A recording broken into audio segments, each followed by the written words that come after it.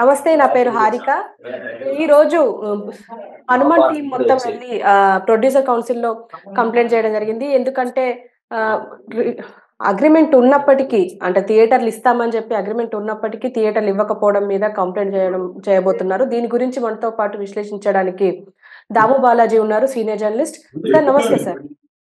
నమస్తే. సార్ చెప్పండి. హనుమాన్ టీమ్ ఈరోజు ప్రొడ్యూసర్ కౌన్సిల్‌లో కంప్లెయింట్ చేయబోతుంది. అంటే థియేటర్‌లు ఇస్తామని చెప్పి కూడా ఇవ్వలేరు అని అగ్రీమెంట్ ఉన్నప్పటికీ కూడా. దీని గురించి మీరేం చెప్పబోతున్నారు? హనుమాన్ సినిమాకి మొదటి నుంచి కూడా ప్రొడ్యూసర్ కౌన్సిల్స్ గానీ, తర్వాత 2 ఫిల్మ్ ఛాంబర్స్, ఇటు Telangana film chamber and Telugu film chamber, ముగ్గురు కూడా ముందు నుంచి కూడా హనుమాన్ సినిమాని సంక్రాంతి రిలీజ్ కాకుండా అడ్డుకోవడానికే ట్రై చేశారు. వాళ్ళు వీళ్ళని ఆపేయమని చెప్పారు. కానీ హనుమాన్ సినిమా ప్రొడ్యూసర్ గానీ, ఇటు డైరెక్టర్ గానీ ఒప్పుకోలేదు దానికి. ఎందుకంటే మాది పాన్ ఇండియా సినిమా, మాకు నార్త్ ఇండియాలో చాలా ఇంపార్టెంట్ సినిమా రిలీజ్, ఫ్రైడేనే రిలీజ్ అవ్వాలి. కాబట్టి మేము తప్పుకునే ప్రసక్తి లేదని వాళ్ళు స్ట్రాంగ్ గా చెప్పారు. దానివల్ల ఇంకా విధి లేక వాళ్ళు ఒప్పుకున్నారు. సో ఇప్పుడు ఏంటంటే గుంటూరు కారంకి నైజాం డిస్ట్రిబ్యూటర్ దిల్రాజ్, మాక్సిమం ఆయన దగ్గరే థియేటర్లు ఉన్నాయి. సో ఇప్పుడు వీళ్ళు కొన్ని థియేటర్లు గుంటూరు కారంకి, కొన్ని థియేటర్లు హనుమాన్ కి ఇచ్చే విధంగా ఒప్పందం రాసుకున్నారు.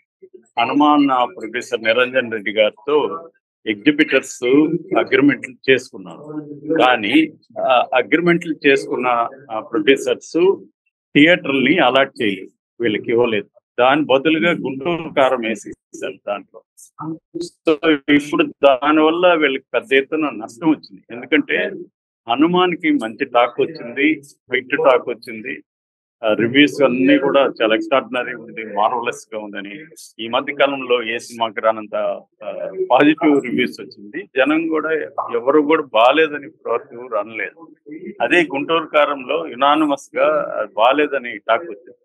అయినప్పటికీ కూడా దీనికి థియేటర్ లేకపోవడం వల్ల ఇది నష్టపోయింది, ముఖ్యంగా నైజాంలో. సో దానికోసం వీళ్ళు ఏం చేశారంటే ప్రొడ్యూసర్ కౌన్సిల్ లో కంప్లైంట్ చేశారు. సో ప్రొడ్యూసర్ కౌన్సిల్ ఒక నోటు రిలీజ్ చేసింది అనమాట. ఇది కరెక్ట్ కాదు, మీరు థియేటర్స్ కానీ ఇప్పుడు ఇవ్వకపోతే వీళ్ళకి వచ్చిన నష్టాన్ని మీరే భరించాల్సి ఉంటది అని చెప్పింది. ఇక్కడ ఇప్పుడు మనం పాలిటిక్స్ చూస్తే దిల్ రాజుని గమనిస్తే మొదటి నుంచి కూడా దిల్ రాజు ఈ హనుమాన్ సినిమాని రిలీజ్ కాకుండా చూడడానికి ప్రయత్నించినట్టుగా మనకు అర్థమవుతుంది. ఎందుకంటే ఆయనే చెప్పాడు, నేను వీళ్ళకి చెప్పాను దీన్ని ఆపేసేమని.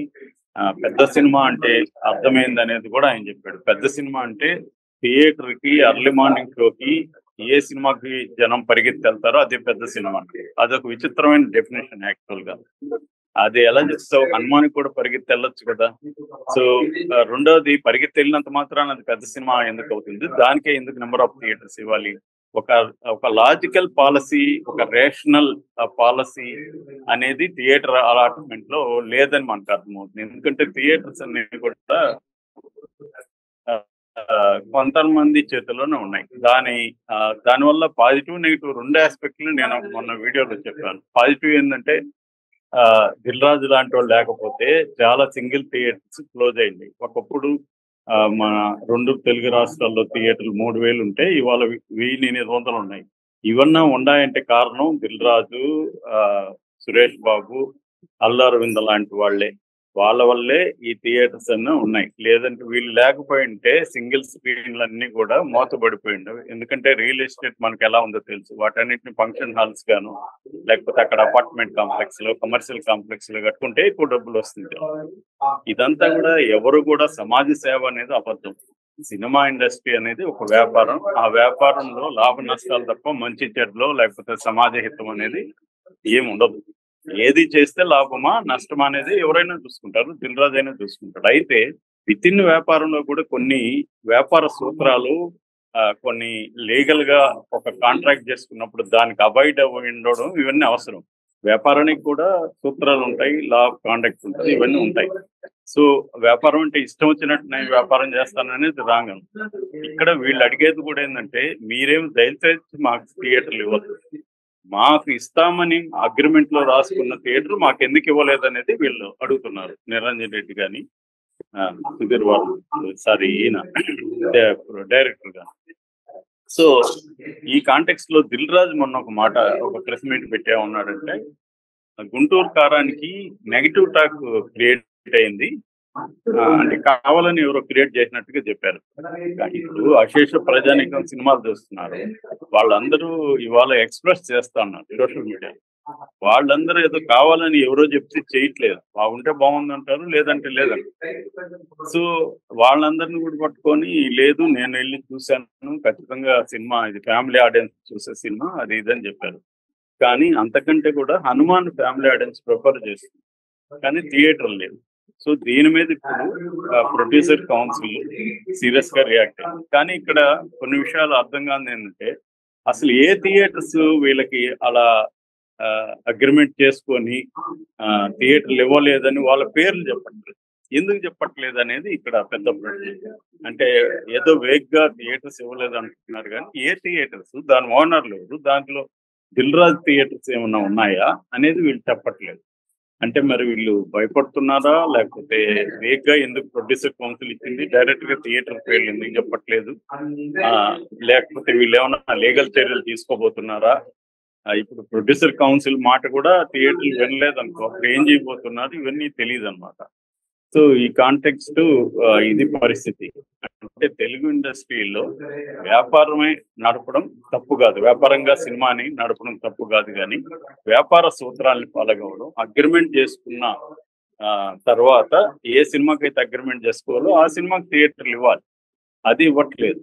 సో ఒక రకంగా బాగా ఆడే సినిమాని కిల్లి చేసి బాగా ఆడని సినిమాని ప్రమోట్ చేస్తున్నట్టుగా మనకు కనబడుతుంది.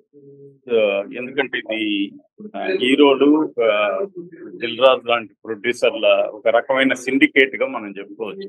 నిజానికి హనుమాన్ దెబ్బకి గుంటూరు కారం ఎక్కడ పడుకోవాల్సింది, కానీ అది పడుకోకుండా నిలబడి ఉందంటే కారణం ఏంటంటే, ఇటువంటి హై హ్యాండెడ్నెస్ అంటారు, అంటే తమ చేతిలో థియేటర్లు ఉన్నాయి కాబట్టి, తమ కంట్రోల్లో ఎగ్జిబిటర్స్ ఉన్నారు కాబట్టి వాళ్ళని బెదిరించి ఇది చేసుకోవడం.